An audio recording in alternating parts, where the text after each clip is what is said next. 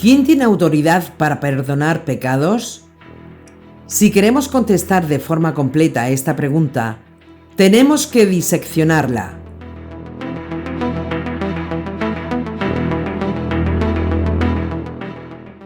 En sentido general, todos podemos perdonar.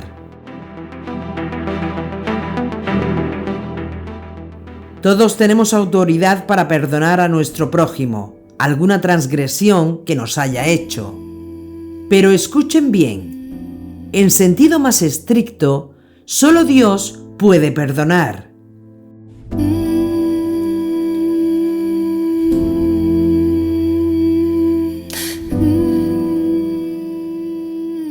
En el judaísmo, solo Yuhei Bajei, el Dios de Israel, nuestro Adonai, puede perdonar.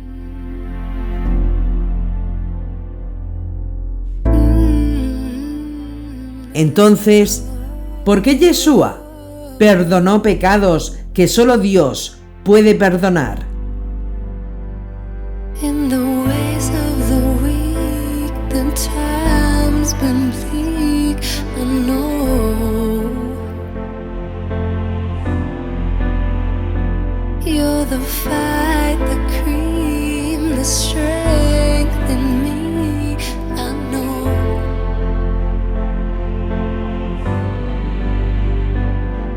You're driving me crazy.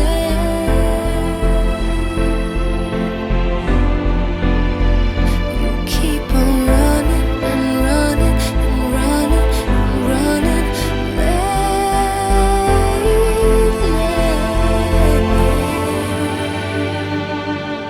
Slow down, you go too fast now.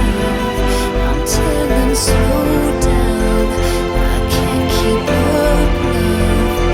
Your heart is shrinking faster, and baby, there's no laughter coming out of your mouth, out of your soul, out of your soul. Segunda temporada, Los secretos de Yeshua, capítulo 20. La autoridad de Yeshua para perdonar pecados. Sweet lover.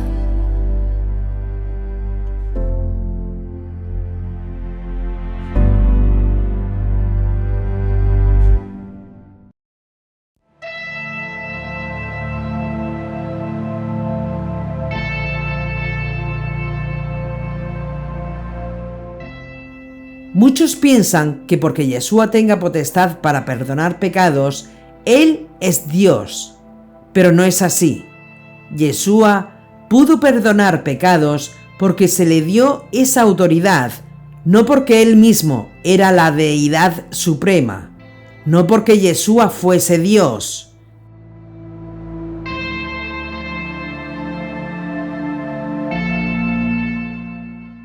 Yeshua es el representante del Todopoderoso en la tierra.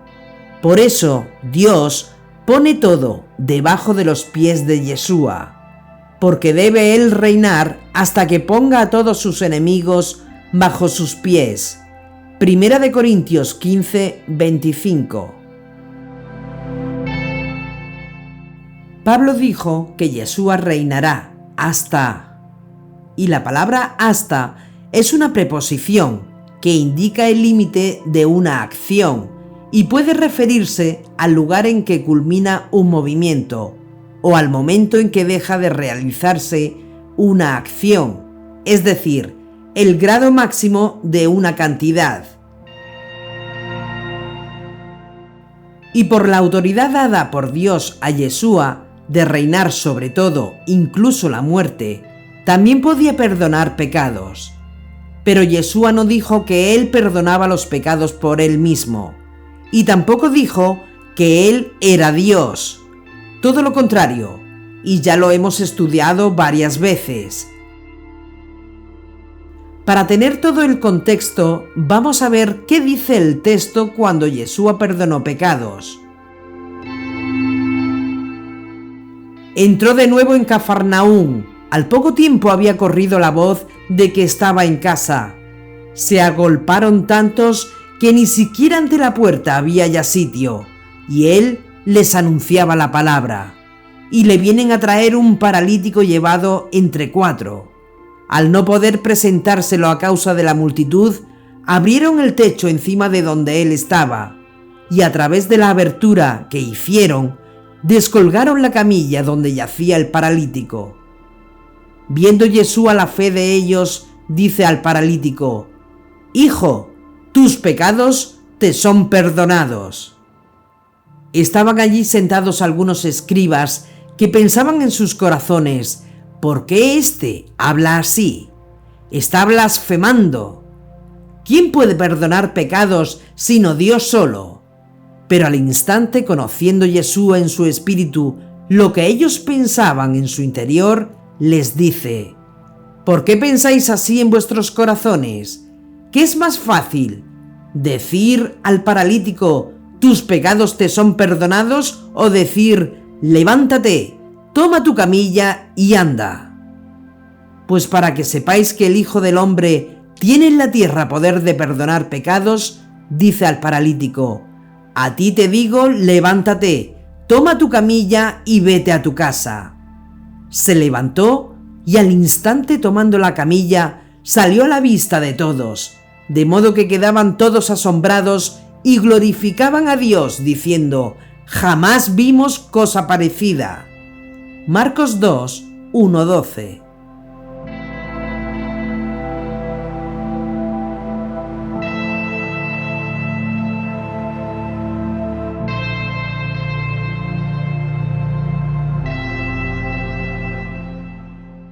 Dios dio la autoridad de perdonar los pecados a su representante, el Mesías, porque los juicios de Yeshua no son los juicios de Yeshua, sino que son los juicios del Todopoderoso.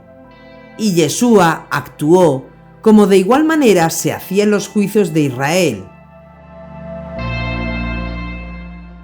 Cuando los jueces juzgaban, eran los juicios del Eterno. Y dijo a los jueces: mirad lo que hacéis, porque no juzgáis en nombre de los hombres, sino en nombre de Adonai, que está con vosotros cuando administráis justicia.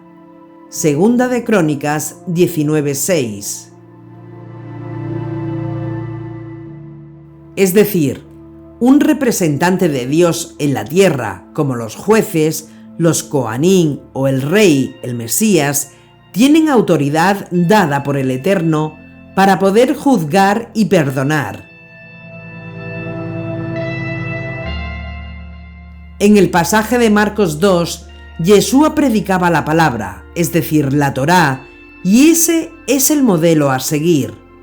Y todos los aspectos del Nuevo Testamento se van a quedar totalmente ocultos a nuestro entendimiento si no comprendemos el misterio de la redención de las 2 casas de Israel. Es decir, el misterio de las 10 tribus en el exilio, la casa de Israel, y por otro lado, la casa que permaneció, la casa de Judá. Y si no se comprende esto, no le vas a dar mucha importancia a muchos aspectos claves de las Escrituras. Pues bien, cuando Yeshua enseñaba en Cafarnaúm, en una casa totalmente abarrotada, llegaron 4 personas cargando a un paralítico. Al ver Yeshua la fe de los 4 amigos, que hicieron todo el esfuerzo y que no se conformaron con no poder entrar, sino que buscaron hasta lo imposible, y seguros de lo que hacían, Yeshua le dijo al que está en la camilla: «Hijo, tus pecados te son perdonados». ¿Qué pensaron algunos judíos allí presentes? ¿Cómo podían comprobar que se le perdonaban los pecados? Y además, ellos sabían que solo Dios tiene la autoridad para perdonar pecados. Entonces, ¿por qué Yeshua perdonó pecados? Estaban allí sentados algunos escribas que pensaban en sus corazones: ¿por qué éste habla así? Está blasfemando. ¿Quién puede perdonar pecados sino Dios solo? Marcos 2, 6, 7.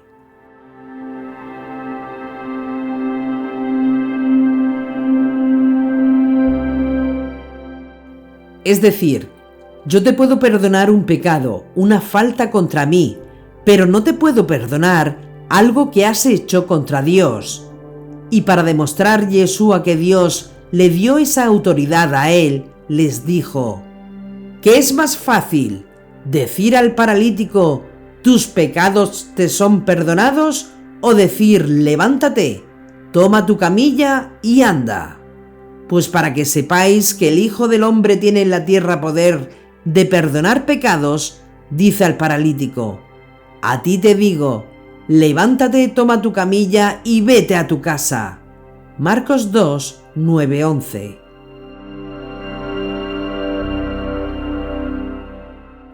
Lo que Yeshua hizo es darles una prueba haciéndolo difícil. ¿Para qué? Para demostrar que tenía esa potestad para perdonar pecados.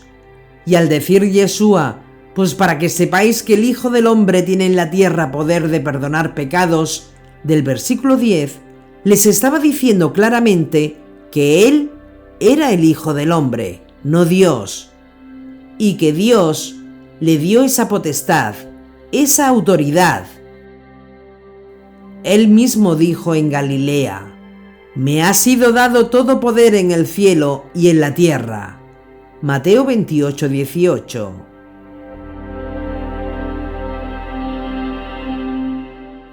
Por tanto, si se le dio potestad, es porque quien se la dio es mayor que él. Tan simple como eso. Y por eso esa autoridad que le fue dada es que pudo decir al paralítico que sus pecados les fueron perdonados. La consecuencia de este acto milagroso es que la gente, y escuchen bien, la gente glorificó a Dios, no a Yeshua. Por cuanto el milagro fue hecho en un contexto de fe judía, de gente conocedora de las escrituras hebreas, que sabían que el único que tiene poder para hacer milagros y perdonar pecados es Dios, le dieron la gloria a Dios, entendiendo que Dios actúa a través del hombre, en este caso de Yeshua. En otras palabras, quien se llevó los aplausos no fue Yeshua, sino que la gente que presenció el milagro dieron gloria al Dios de Israel. Y no vemos por ningún lado a Yeshua rectificando a la gente. ¿Por qué? Porque Yeshua, igual que los que presenciaron el milagro, sabían que el poder dado a Yeshua venía de Dios.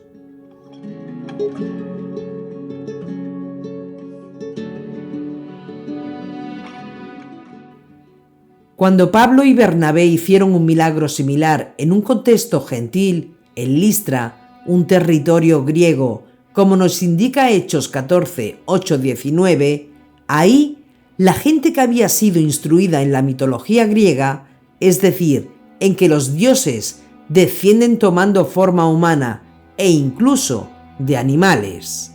Los gentiles, al ver el milagro que hicieron Pablo y Bernabé, dijeron: los dioses han bajado hasta nosotros en figura de hombres. Hechos 14:11. Fueron a darle alabanza y a hacerle sacrificios a Pablo y Bernabé.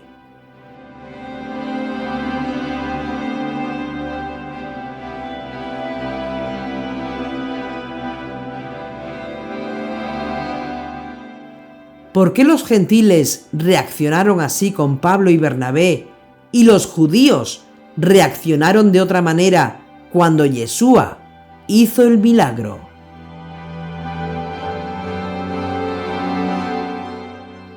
Porque los judíos, incluido Yeshua, sabían que Dios es uno.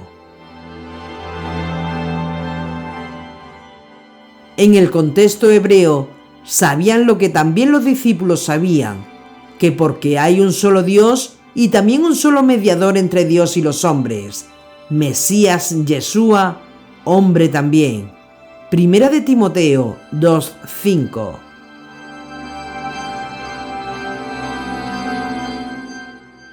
Por eso es que quien se llevaba la gloria y la honra era Dios, no Yeshua. El mismo Yeshua enseñaba que él había venido a glorificar al Padre, no a glorificarse a sí mismo.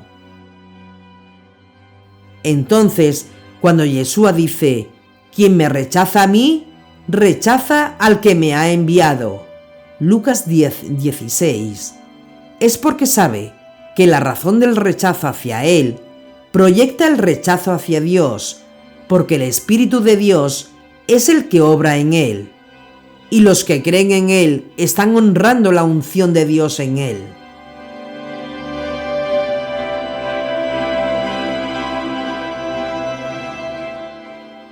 Otro principio es que lo que Yeshua hizo es exactamente lo que tú y yo estamos llamados a hacer.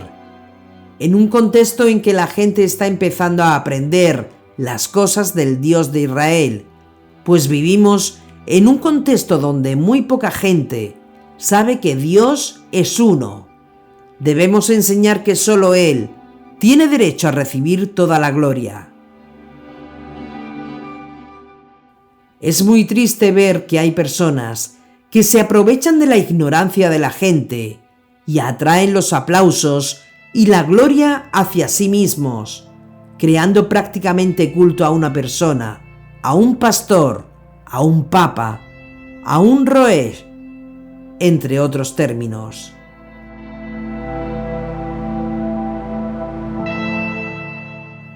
Pero Dios es solo quien merece la gloria, no los hombres.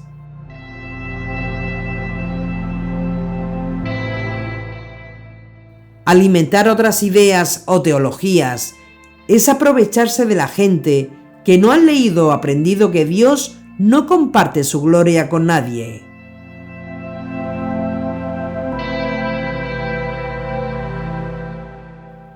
Yo, Yuhei Bajei, ese es mi nombre. Mi gloria a otro no cedo, ni mi alabanza a los ídolos. Isaías 42:8.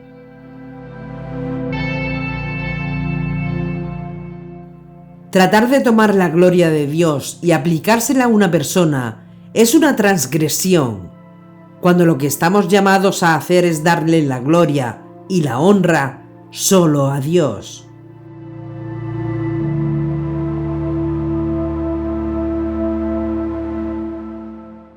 Es interesante cómo Yeshua relacionó los pecados con las enfermedades y el perdón de los pecados con la buena salud.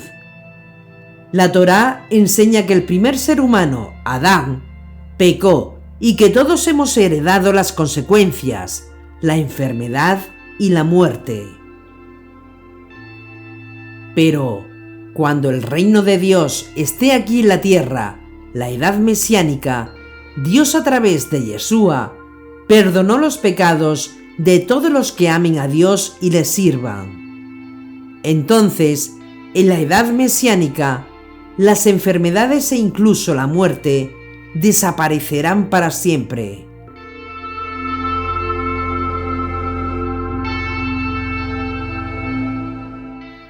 Así pues, como el delito de uno solo atrajo sobre todos los hombres la condenación, así también la obra de justicia de uno solo procura toda la justificación que da la vida. En efecto, así como por la desobediencia de un solo hombre todos fueron constituidos pecadores, así también, por la obediencia de uno solo, todos serán constituidos justos. Romanos 5, 18-19.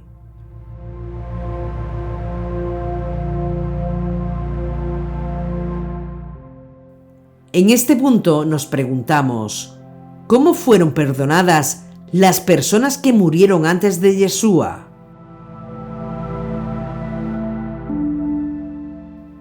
En otras palabras, ¿cómo eran eternamente salvas las personas antes de la sangre, es decir, antes de la muerte y resurrección de Yeshua? Es decir, a las personas que vivieron antes de la ley de Moisés, durante la ley de Moisés y durante la vida de Yeshua.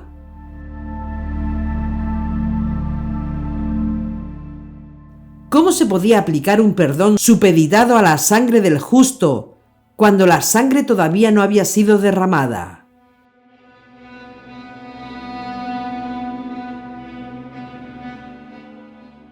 La respuesta es muy simple.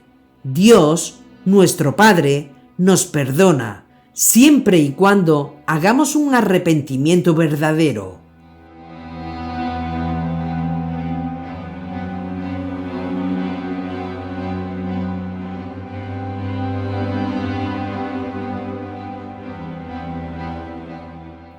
Pero la justicia que Él creó demanda justicia.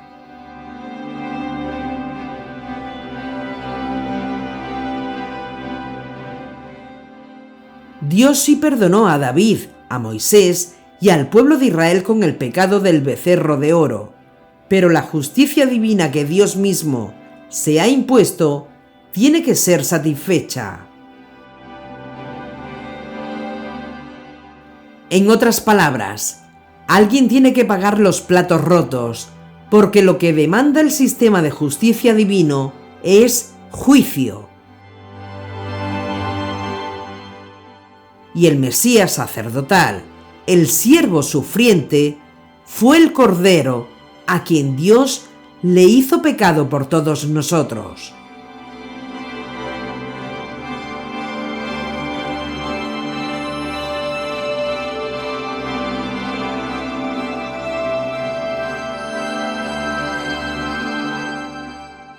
Siempre han existido personas que han sido aceptadas por Dios. Adán y Eva fueron aceptados cuando Dios los vistió. La ofrenda de Abel fue agradable a Dios, lo que implica que él también fue aceptado. Abraham fue justificado delante de Dios, como nos indica Génesis 15:5.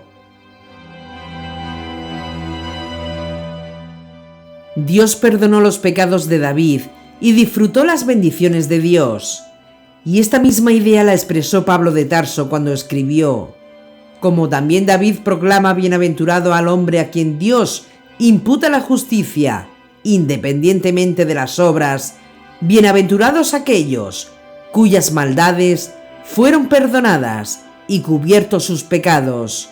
Dichoso el hombre a quien el Señor no imputa culpa alguna. Romanos 4, 6, 8.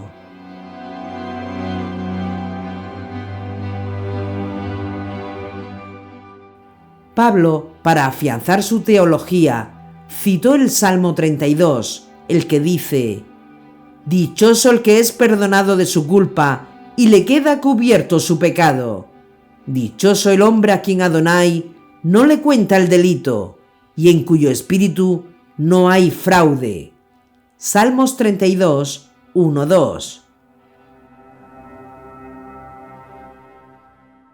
La Torá y los profetas afirman que el hombre arrepentido obtiene el perdón de Dios, no por obras, sino por fe. Nadie, en ningún momento, ha sido salvo por obras, esfuerzo propio o por guardar la ley de Moisés. Las obras de justicia no pueden obtener el estándar perfecto de Dios.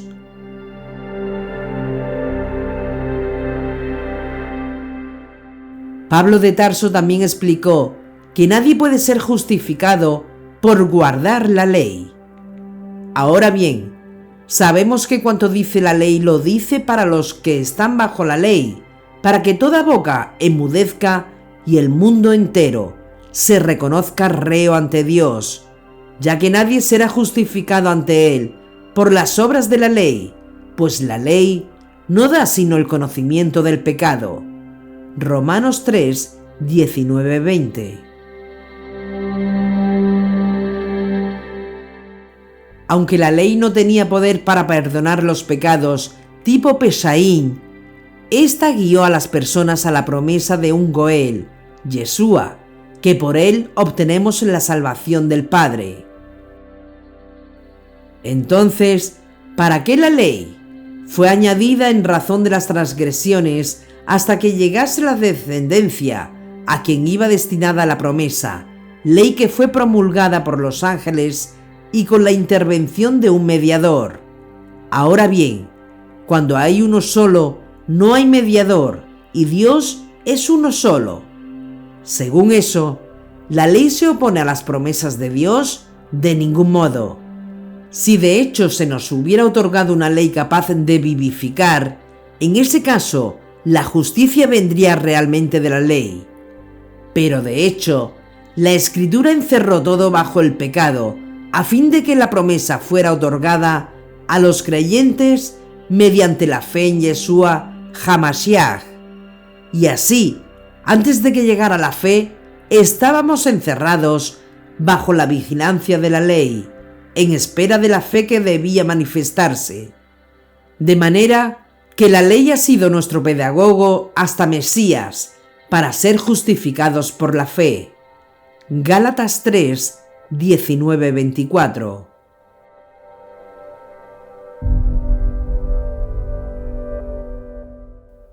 Pablo se refiere 3 veces a Abraham como el ejemplo consumado de la justificación por gracia a través de la fe, concretamente en Romanos 4:3 y Gálatas 3:6.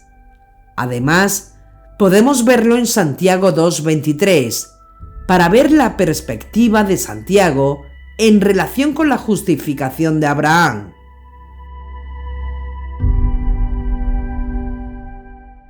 Abraham fue salvo antes de la circuncisión y de que fuera instituida la ley. Por lo tanto, no pudo haber sido salvo por guardar esos mandamientos.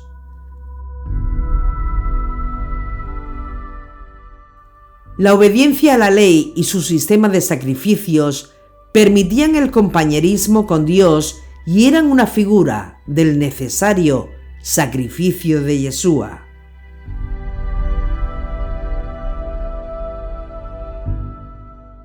Los sacrificios mosaicos de animales solo fueron provisionales y nunca fueron suficientes para la salvación.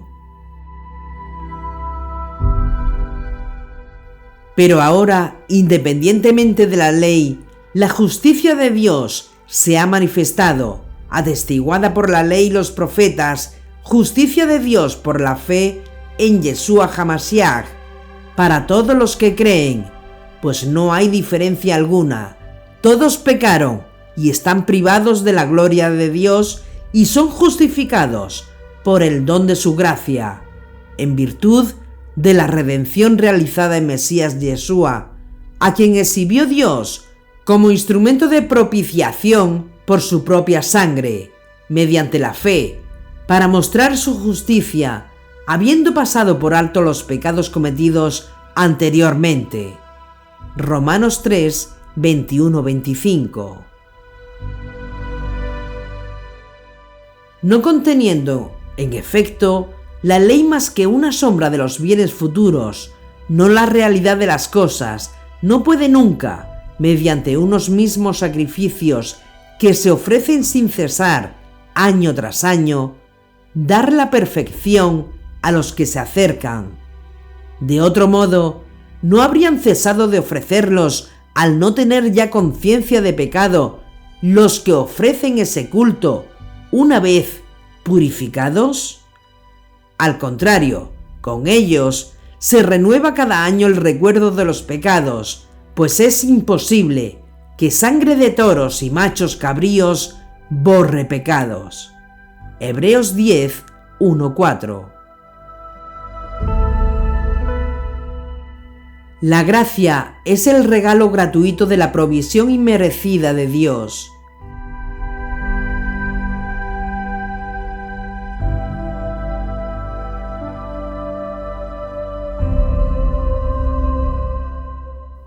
En el caso de Abraham, la gracia llegó a través de la promesa incondicional de las bendiciones futuras que vendrían al mundo a través de sus descendientes. Y ya que esta liberación futura es una promesa de Dios, su cumplimiento depende de la actuación de Dios, no de la de Abraham. Y como vimos anteriormente, Pablo también citó al rey David como uno a los que Dios les imputó su justicia, sin obras. Es decir, por gracia.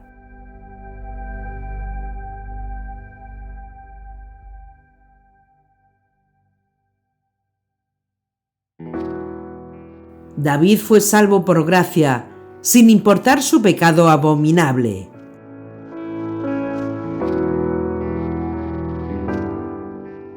Abraham y David fueron salvos en base y en anticipación al afable regalo de Dios, el Goel, el Salvador que vendría.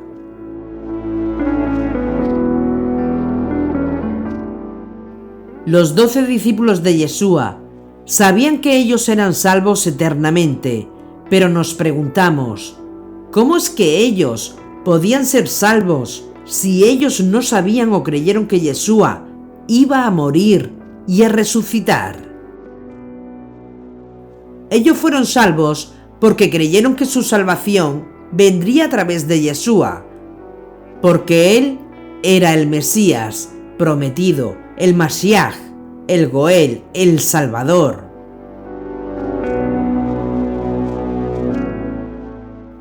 Después de su muerte y resurrección, ellos entendieron que Yeshua era el Hijo de Dios, el ungido, enviado a liberarlos de la condenación del pecado. Y esto se refleja en la teología del Evangelio de Juan, cuando dice: en verdad os digo, el que escucha mi palabra y cree en el que me ha enviado, tiene vida eterna y no incurre en juicio, sino que ha pasado de la muerte a la vida. Juan 5:24.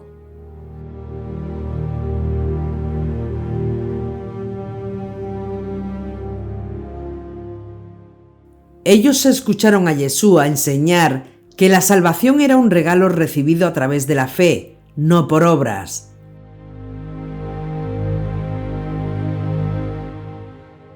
Ellos no entendieron exactamente cómo se les iba a dar ese regalo.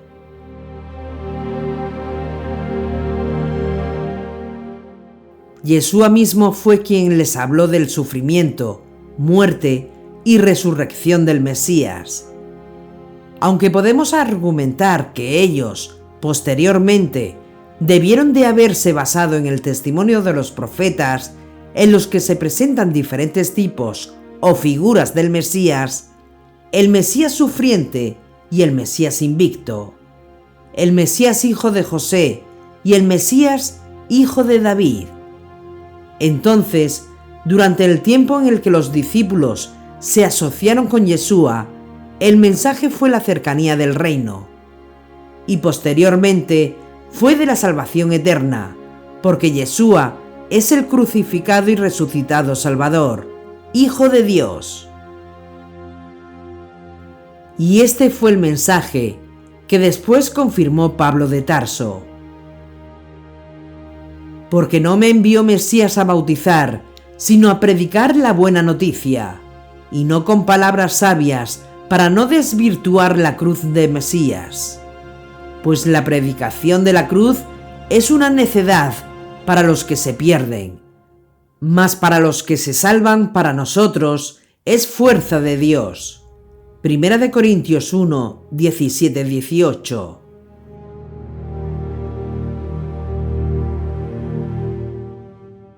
Os recuerdo, hermanos, la buena noticia que os prediqué, que habéis recibido y en el cual permanecéis firmes, por el cual también sois salvados si lo guardáis tal como os lo prediqué. Si no, habríais creído en vano. Porque os transmití en primer lugar lo que a mi vez recibí, que Mesías murió por nuestros pecados, según las Escrituras, que fue sepultado y que resucitó al tercer día, según las Escrituras, que se apareció a Cefas y luego a los 12. Después se apareció a más de 500 hermanos a la vez, de los cuales todavía la mayor parte viven y otros murieron. Luego se apareció a Santiago, más tarde a todos los apóstoles. 1 Corintios 15, 1-7.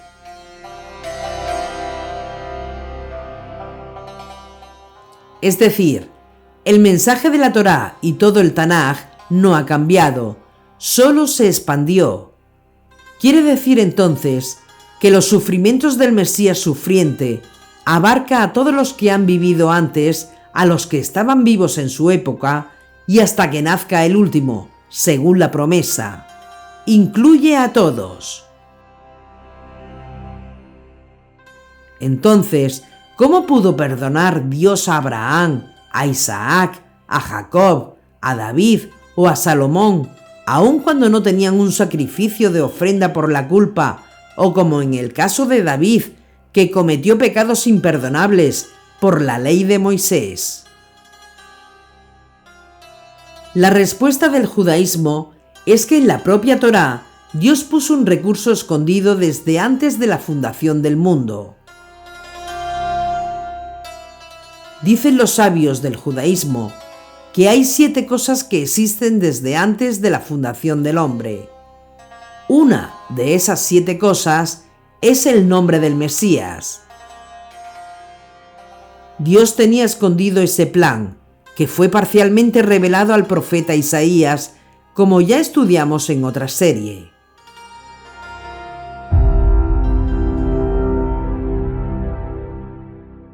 Un Redentor vendrá a Sión para rescatar a aquellos de Jacob que se conviertan de su rebeldía.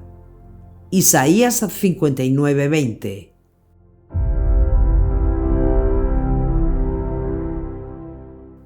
Pero todo esto es si hay arrepentimiento, porque si no lo hay, no hay nada. Y por eso, dijo Yeshua: antes, si no os arrepentís, todos pereceréis igualmente. Lucas 13:3.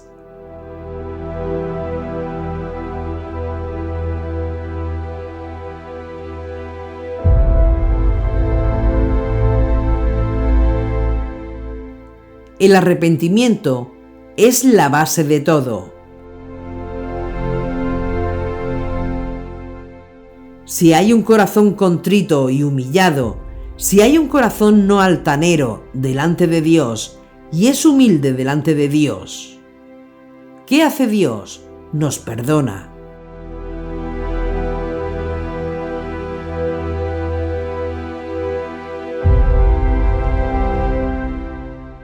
¿Qué sucede entonces?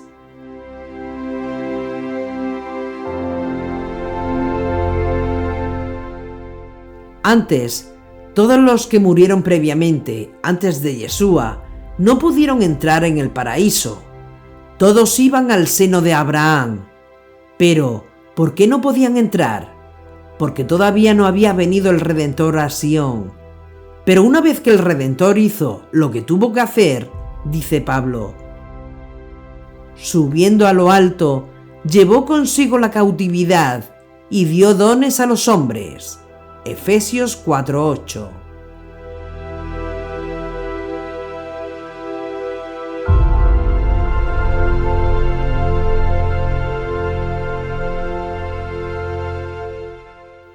Eso hace de los sufrimientos y muertes de Yeshua la piedra angular de la redención.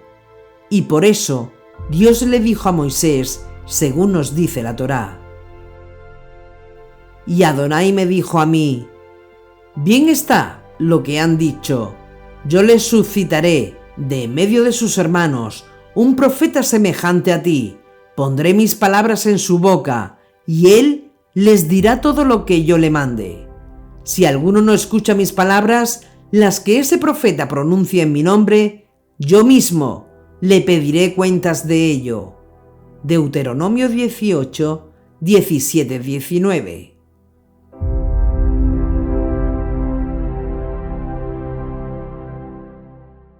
Y ahora se podrá entender mejor que estas profecías del Mesías que lo relacionan con el sacerdocio son tan importantes. Al menos por dos razones. Primero, porque elimina la única transgresión que realmente impide entrar al mundo por venir, y que por cuanto todos pecamos, no hay justo ni aun uno. Romanos 3:10.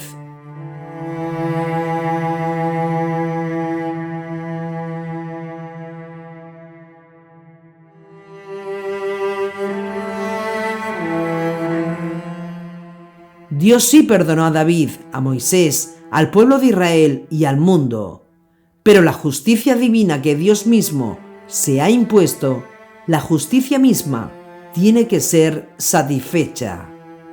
En otras palabras, alguien tiene que pagar los platos rotos, porque lo demanda el sistema de justicia divino. Y el Mesías sacerdotal, el siervo sufriente, fue quien Dios le hizo pecado por todos nosotros.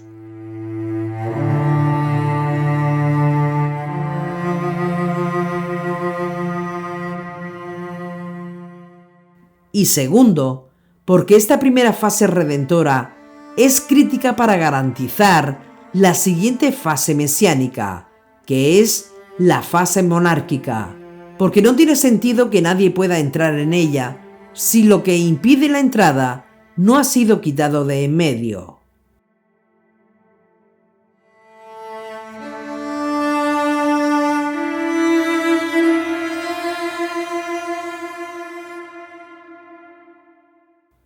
En otras palabras, si primero no se resuelve el problema de las transgresiones que no tienen perdón en la ley de Moisés, que son las que impiden entrar al mundo por venir, ¿para qué queremos un Mesías que nos traiga la edad mesiánica a este mundo si nadie va a poder entrar en ella?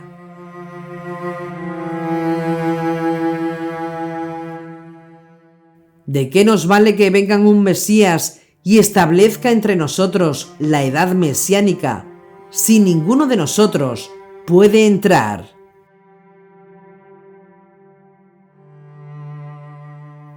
Por eso es que la fase sacerdotal, profetizada por los profetas bíblicos, precede a la monárquica, también profetizada por los profetas bíblicos.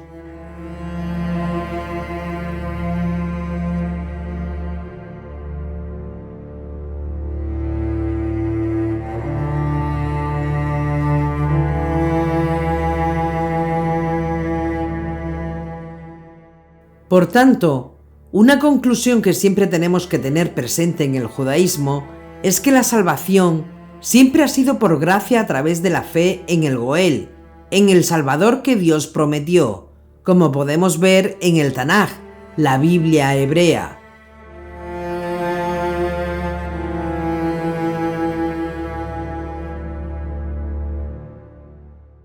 El contenido esencial del Evangelio no ha cambiado, sino que se ha expandido y tenemos más información por el progreso de la revelación.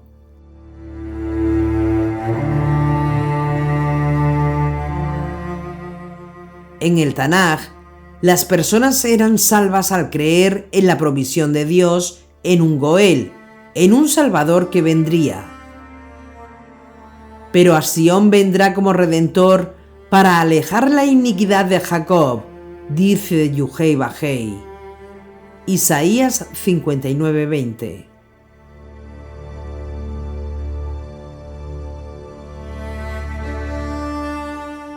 ¿Pero qué es un Goel? Ya explicamos en otra ocasión qué es un Goel. Un Goel es un redentor, y desde el punto de vista de la ley de Moisés y de la Torá, ¿cuáles son las características que se tienen que llenar para que un Goel pueda ser un Goel, un redentor? Porque si no se reúnen esas características, no puede ser un Goel, no puede redimir. Y no hay nada más que recordar la historia de Ruth y Boaz. Cuando Boaz se sentó en la puerta de la ciudad y llamó a un pariente, dijo: acércate, mira, aquí está este caso de Ruth. Solamente tú y yo podemos redimir, pero tú estás antes que yo. Así que dime si vas a redimir, porque yo no puedo redimir antes que tú. Boaz subió a la puerta y se sentó allí, y he aquí pasaba aquel pariente más cercano, del cual Boaz había hablado, y le dijo: fulano, ven acá y siéntate. Y él se desvió y se sentó, y tomando 10 varones de los ancianos de la ciudad, dijo: sentaos aquí. Y se sentaron. Luego dijo al pariente más cercano: Noemí, que ha vuelto del campo de Moab, vende la parcela de tierra que era de nuestro hermano Elimelech, y decidí hacértelo saber y decirte frente a los que están aquí sentados y frente a los ancianos de mi pueblo, que la compres. Si quieres redimirla, redímela, y si no quieres redimirla, decláramelo para que lo sepa, porque no hay nadie para redimirla fuera de ti, y yo después de ti. Y él dijo: yo la redimiré. Ruth 4, 1-4. ¿Por qué Boaz no podía redimir?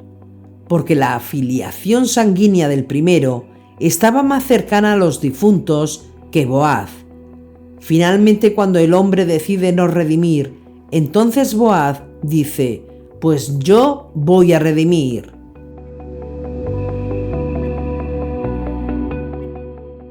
¿Qué funciones realiza Boaz ahí? De Goel. Pero para ser el Goel, primero tiene que ser de la misma familia. Y si no es de la misma familia, no puede ser Goel. Tiene que haber conexión genética para poder ser un Goel.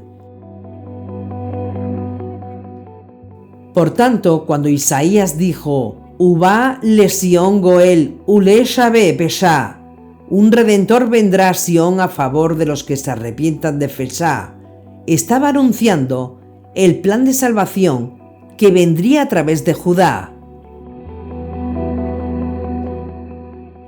Los pecados categorizados de muerte que no tienen ofrendas expiatorias en la ley de Moisés, porque tenían pena capital, caret, muerte para esa persona, serían satisfechos según la justicia divina.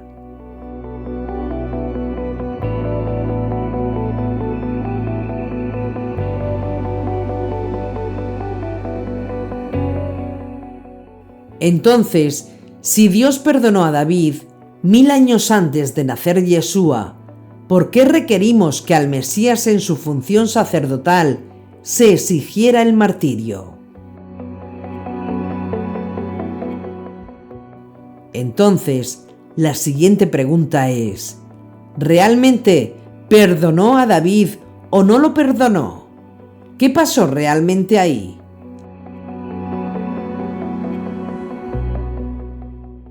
La otra pregunta sería: ¿no es el arrepentimiento suficiente para que Dios libere de la culpabilidad?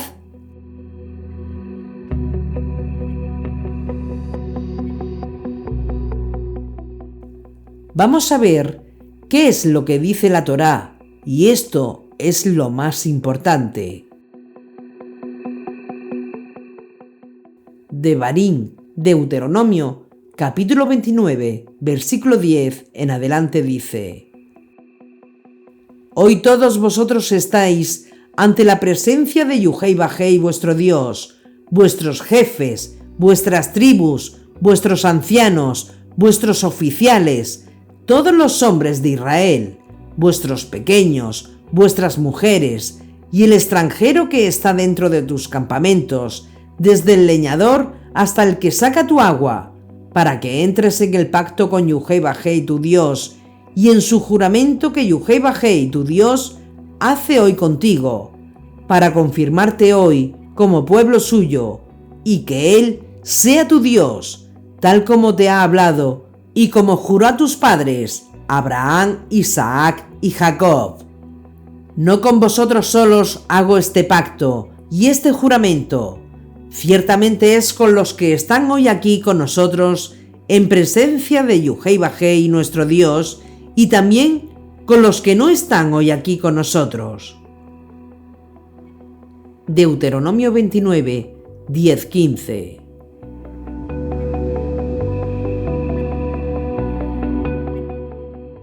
¿Ven lo que estamos diciendo?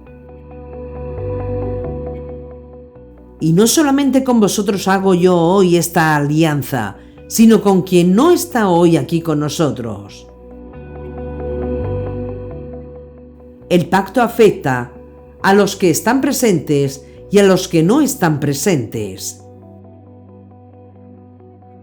¿Y quiénes eran los que no estaban allí con ellos? Los que ya habían muerto y los que no habían nacido, la casa de Israel. El pacto que Dios hizo con el pueblo israelita afecta a presente, pasado y futuro.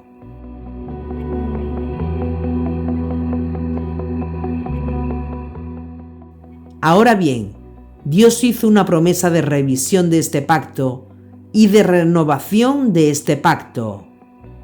Y por eso dijo el profeta: He aquí que días vienen, oráculo de Adonai, en que yo pactaré con la casa de Israel y con la casa de Judá una nueva alianza.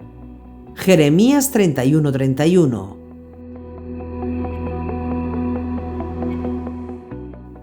Por tanto, donde quiera que haya una confirmación de ese pacto, incluye los que estén presentes y los que no estén presentes. ¿Y qué hizo Yeshua? Dice Pablo en Romanos 15:8 que Yeshua vino para confirmar las promesas hechas a los padres. Es decir, ¿para qué viene el Mesías? Entre otras cosas, vino para confirmar las promesas hechas a los padres, no para destruir las promesas. Porque os digo que el Mesías llegó a ser ministro de la circuncisión en favor de la verdad de Dios, para confirmar las promesas hechas a los padres y para que los gentiles glorifiquen a Dios por su misericordia, como está escrito. Por tanto, yo te confesaré entre los gentiles y cantaré a tu nombre. Y otra vez dice: alegraos gentiles con su pueblo. Y otra vez: alabad al Señor todos los gentiles, y exaltadlo pueblos todos. Y otra vez, Isaías dice: vendrá la raíz de Isaí, el que se levantará a regir a los gentiles, y los gentiles pondrán en él su esperanza. Así el Dios de esperanza os llene de todo gozo y paz en el creer, para que abundéis en la esperanza por el poder del Espíritu Santo. Romanos 15, 8-13.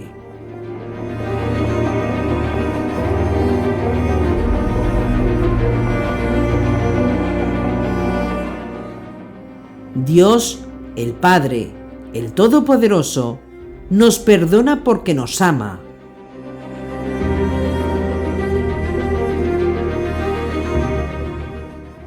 El Todopoderoso nos perdona gratuitamente porque nos ama.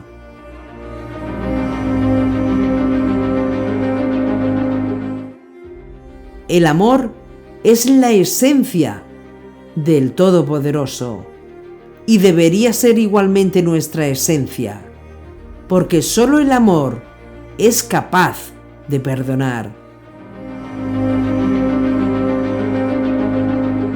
Y solo puede perdonar aquel que ama al hermano. Y todos estamos llamados a amar, porque todos necesitamos amar y ser amados. Y por tanto, todos estamos llamados a perdonar.